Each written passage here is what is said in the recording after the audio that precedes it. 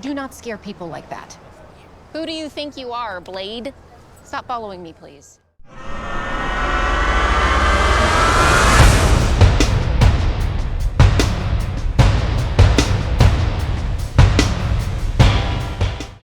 Directed by Art Macacho, we are talking Lazarus, The Awakening, and this once again stars Sean Riggs. Now, the original Lazarus movie was a 2021, I want to say, kind of lower budget urban superhero movie, and it was a very well-intentioned movie, a kind of very anti-drugs message in it. So here we have its sequel 5 or so years later. So, what's the story? Well, Lazarus is a kind of supernaturally infused superhero who is able to kind of extract the life force or the soul of his victims. I likened it a little bit to like Ghost Rider's Penance Stare in the kind of the original movie. But he's also got enhanced durability and strength and all the rest of it. And, he's been on a mission to kind of clean up the city. And there is this kind of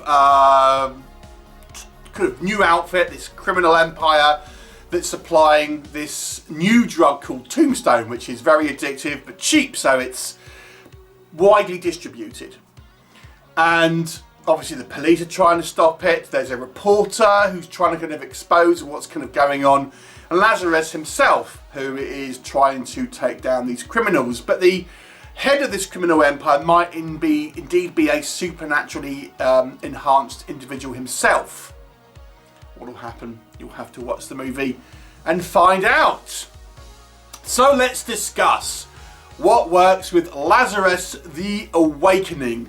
So this is sort of quite similar to the original movie. So, it does have a seamless kind of transition, you might say. A lot of what worked with the original movie works with this, and a lot of what doesn't also works.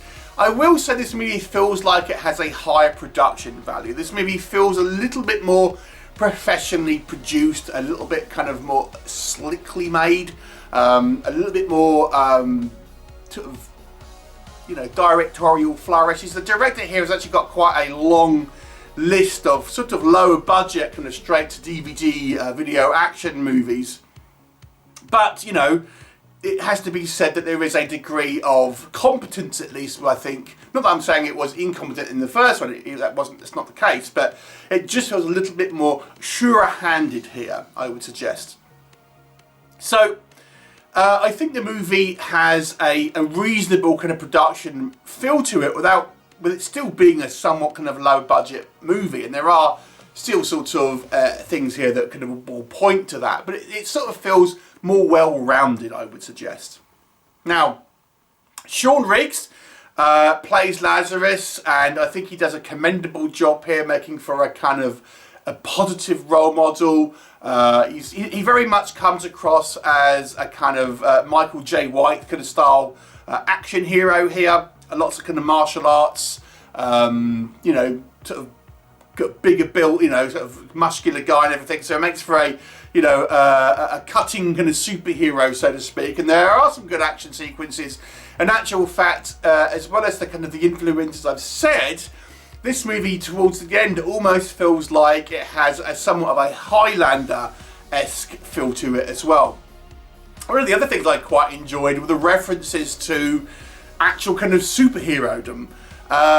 So more than once, this particular Marvel superheroes are actually kind of referenced, and I kind of quite enjoyed that. Obviously, this has been made within the kind of the heyday of the sort of superhero genres, really, and as such, I think it stands to reason that people are referencing kind of superhero content in the movie, where there is meant to be a kind of a superhero. It's just kind of quite fun. I quite enjoyed it, I have to say. I think the movie has learned from some of the issues that the original film had. The movie has a little bit of a pared down cast. The cast was a little bit too expansive. I think in the original movie here it's a little bit, there's still a relatively large cast here, but you don't feel there's any kind of spare wheels, so to speak. So, everyone here has somewhat of a purpose, and you feel like, they're more integral to the kind of the story and stuff. And the story, you know, it's a little similar perhaps to the original movie, taking down this kind of drug gang and all the rest of it. But obviously it's a story that you can kind of root for and kind of get behind. And as I've mentioned with the first movie, it very much has this sort of positive message about trying to better oneself, trying to overcome adversity and not sort of slide into the ease of getting mixed up with kind of crime and things like that. And that again is true of this movie as well. So again, I do commend the movie for having, or both movies for having, this kind of positive message and kind of outlook, and you know, to impoverished areas and things like this. So you know, that must be said. I think the action sequences are kind of quite well done.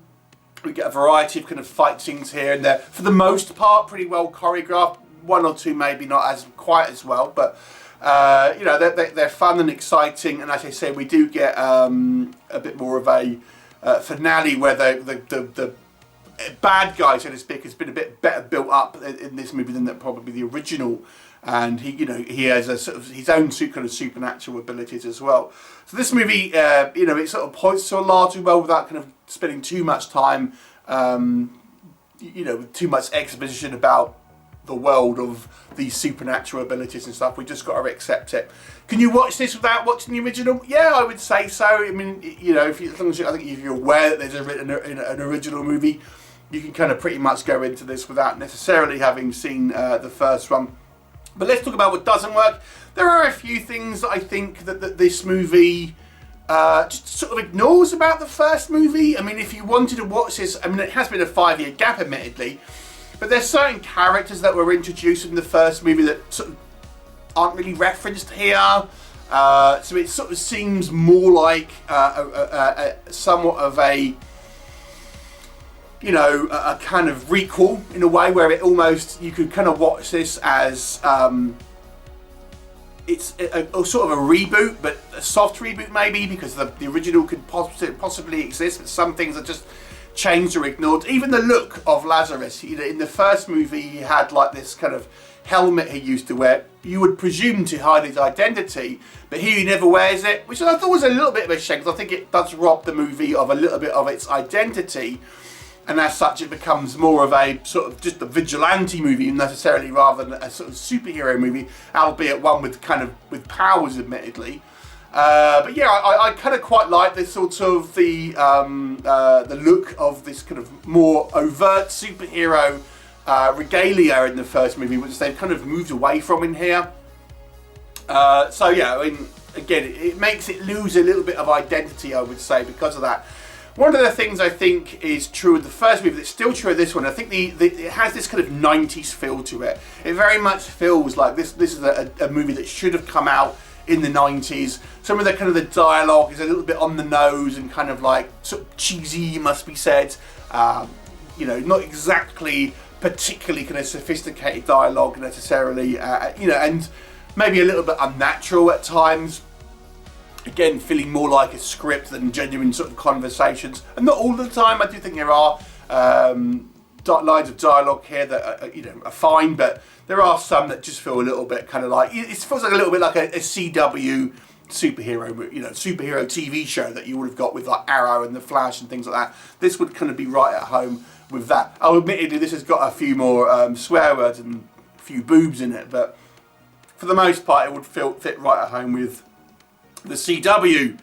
There are a few things here that I feel are kind of a little bit like, well, you know, what would have happened there?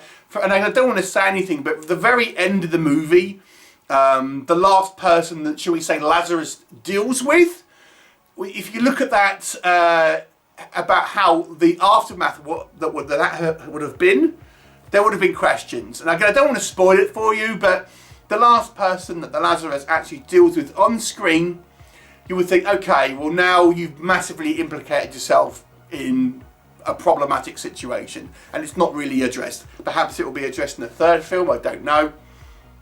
But to me, that was a bit of an area where I felt, oh, you've just kind of done something which potentially could have huge ramifications, and it's not really sort of addressed at all.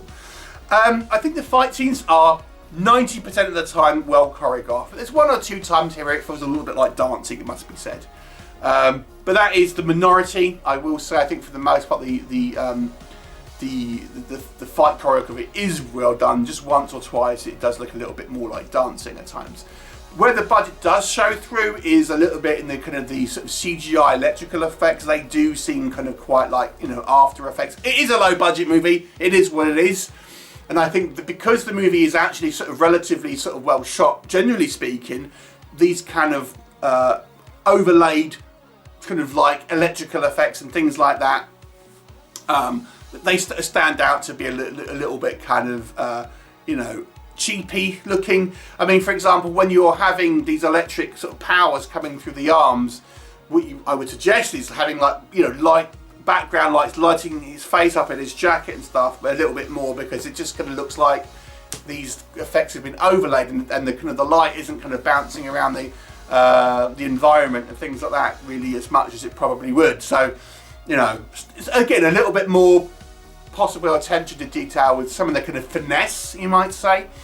Overall, though, it's an enjoyable, uncomplicated superhero movie with defined good guys, defined bad guys, pretty good action, a likeable kind of lead character, decent sort of supporting characters. You know, it has its flaws. It's not going to be accused of being anything sort of groundbreaking anyway, but it's a decent movie overall if you like an uncomplicated superhero flick. I'm going to give it a 6 out of 10, so a bit above average for me. I kind of liked it. What were your thoughts if you've seen it? Leave me a comment and I'll look forward to seeing you next time. Bye for now.